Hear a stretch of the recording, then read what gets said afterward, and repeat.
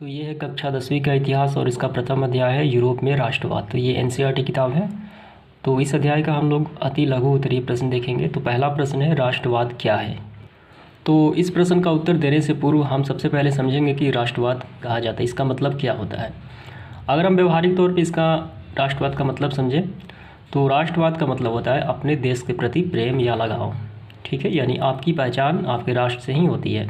अगर राष्ट्रवाद का सबसे सूक्ष्मतम रूप की बात की जाए तो जहां आप निवास करते हैं, जैसे में कि आप गांव स्तर का हो गया, आप कौन से गांव से हैं, आपकी सभ्यता संस्कृति कौन सी है, आप जहां कौन से स्थान पर निवास करते हैं उस जगह की पहचान क्या है।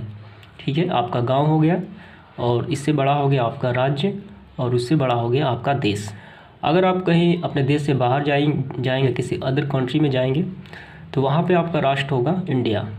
तो आपकी पहचान आपके राष्ट्र से ही होगी, आपके झंडे से होगी, आपकी सभ्यता संस्कृति से होगी, अपने देश के प्रति प्रेम लगाव जिससे आपकी पहचान हो, तो वही राष्ट्रवाद कहलाता है।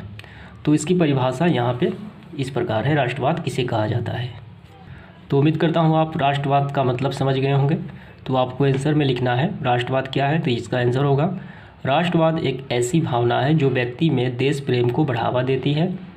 ऐसी भावना जो किसी विशेष भौगोलिक, सांस्कृतिक या सामाजिक क्षेत्र में रहने वाले लोगों की एकता को डोर में बांधता है।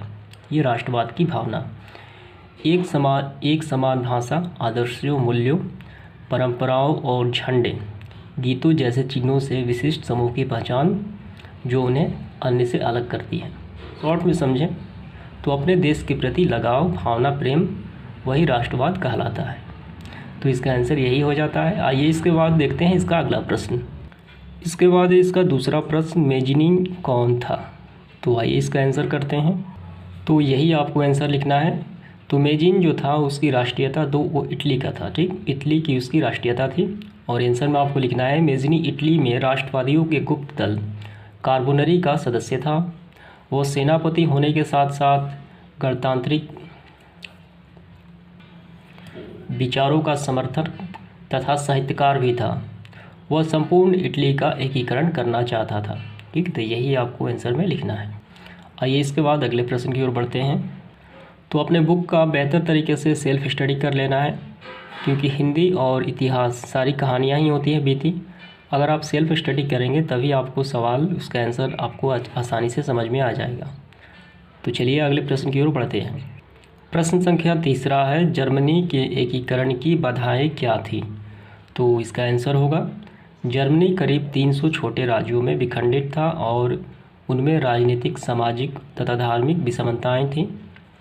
राष्ट्रवाद की भावना की कमी थी। तो यही आपको आंसर में लिखना है। ठीक है, आइए इसके बाद प्रश्न संख्या चौथे की ओर बढ़ते हैं। प्रश्न संख्या 4 है, मेटरनिक युग क्या है। तो इसका आंसर होगा, मेटरनिक ऑस्ट्रिया का चांसलर था और इसके शासन काल को ही मेटरनिक युग कहा जाता है। ठीक है, और इसका शासन काल कौन सा था, 1815 से लेकर 1848। तो इसके जो शासन की अवधि थी इसे कहा जाता है मेटरनिक युग। और ये क्या था, तो इसका स्वभाव कैसा था।